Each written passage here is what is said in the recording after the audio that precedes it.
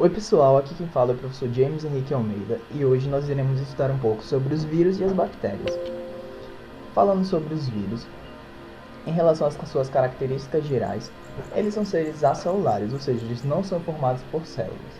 Eles são agentes infecciosos e parasitas obrigatórios, ou seja, eles precisam de outros seres vivos para poder se reproduzir, sejam eles vegetais, animais, bactérias ou outros. Então, eles medem cerca de 20 a 300 nanômetros de diâmetro e são compostos por material genético e proteínas. A estrutura dos vírus. Nessa imagem podemos ver alguns tipos de estruturas de vírus, como no caso do vírus da poliomielite, o vírus do tabaco, que é um vírus que ataca as plantações de tabaco, o bacteriófago, que são vírus que infectam bactérias, o vírus da gripe e o vírus da AIDS.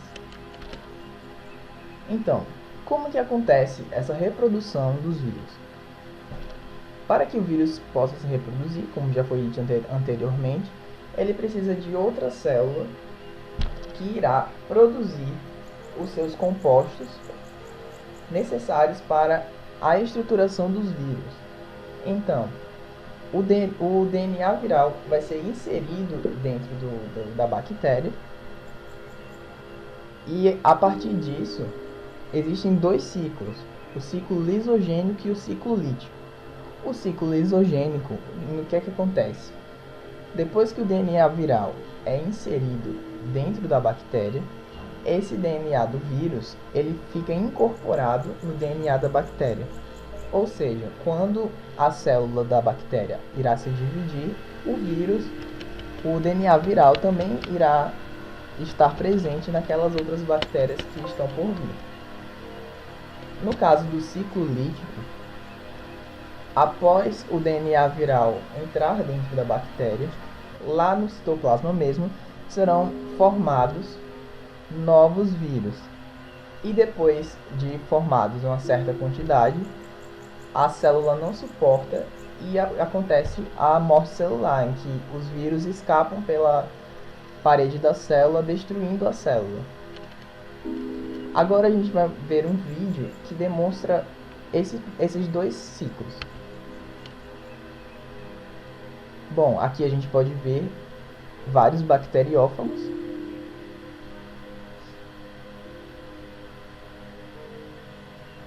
Então, ele penetra na parede celular e ele injeta o seu material genético dentro da célula da bactéria.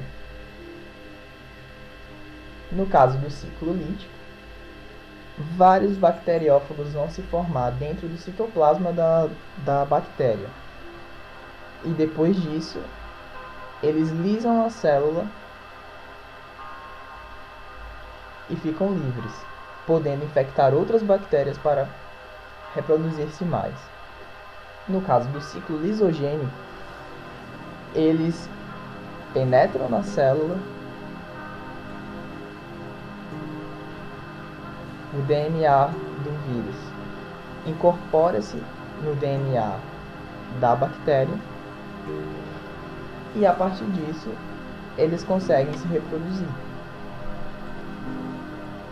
Um fator interessante é que os vírus que possuem ciclo lisogênico, eles demoram a apresentar sintomas de doenças. Por quê? Porque para que as doenças causadas por esses tipos de vírus apresentem doenças, o vírus precisa estar ativo. E como no ciclo lisogênico apenas o DNA fica presente dentro das bactérias, logicamente não vai apresentar sintomas. É o que acontece com a AIDS e com a herpes, por exemplo. Uma grande quantidade de tempo pode ser necessária para que esses vírus voltem a ficar ativos e possam causar os sintomas da doença. Então, aqui estão algumas doenças listadas que são causadas por vírus, como a gripe, o resfriado, a dengue, a AIDS, a catapora e a raiva. Bom, vamos falar agora das bactérias. Quem são as bactérias? Então, as bactérias são seres unicelulares, ou seja, são formados por apenas uma única célula, são procariontes ou seja, eles não possuem a membrana em volta do seu material genético, como acontece com as células animais e vegetais, por exemplo. Eles medem de 0,2 a 30 micrômetros de diâmetro. Então, como se dá a estrutura das bactérias? As bactérias, elas possuem uma parede celular que é responsável por dar uma rigidez à célula. Elas possuem esses filamentos aqui alongados que são responsáveis por dar movimentação, permitem que elas se movimentem no meio. Elas possuem essas fímbrias que estão responsáveis pela adesão dessas bactérias a outras células, por exemplo. O DNA, que está aqui solto, vocês podem ver que não há nenhuma membrana delimitando esse DNA, então ele fica solto dentro do citoplasma. Então, existem vários tipos de bactérias que são diferenciadas a partir de sua morfologia, ou seja, elas podem ser do tipo Coccus, que é quando ela tem esse formato esférico, e a partir desse tipo são formados outros tipos, como o Diplococo, que é a junção de duas bactérias do tipo coco, o Staphylococcus, que é como se fosse um cacho de bactérias, as Streptococcus, as tétrades e as sarcinas. Bom, o outro tipo são os bacilos. O Streptobacilo é a união de vários bacilos enfileirados. Os flagelados são as células que possuem flagelos, que servem para movimentação, locomoção. E outros, como o vibrião, o espirilo e a espiroqueta. O endósporo é uma fase dormente de alguns tipos de bactérias. O que acontece? Essas bactérias, alguns tipos de bactérias, quando não estão em situações ambientais favoráveis, elas formam esses endósporos, que são uma fase dormente dessas bactérias. Ou seja, quando a situação do ambiente estiver favorável, essa célula da bactéria vai voltar com seu metabolismo.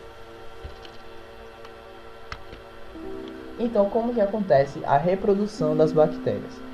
As bactérias possuem reprodução assexuada, ou seja, não há troca de gametas. Então, como é que acontece essa reprodução? Uma única célula bacteriana vai dar origem a outra célula bacteriana. Aqui podemos ver uma única célula que ela começa a entrar em processo de divisão. O seu DNA ele é dividido e assim a célula vai dando origem a outra célula. No final temos duas células. Nessa imagem, nesse GIF, a gente pode ver como que acontece essa reprodução das bactérias. 4 células no início dão origem a muitas células. Então é assim que as bactérias conseguem se reproduzir. E essa reprodução delas é muito rápida. Então aqui estão algumas doenças que são causadas por bactérias. Existe a tuberculose, a hanseníase, a sífilis, o tétano, a meningite e a desinteria bacteriana. Então, qual a importância das bactérias? Além delas causarem doenças, elas também têm outras funções importantes que são benéficas, como a fixação de nitrogênio. O nitrogênio é um elemento essencial para os vegetais. Então, como as plantas não conseguem captar esse nitrogênio da atmosfera, por exemplo, quem faz esse trabalho são as bactérias. Então, elas colocam nitrogênio no solo e assim as plantas conseguem absorver esse nitrogênio.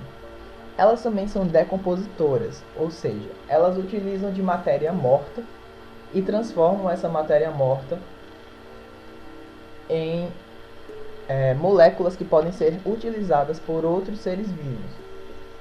E também acontece a aplicação biotecnológica.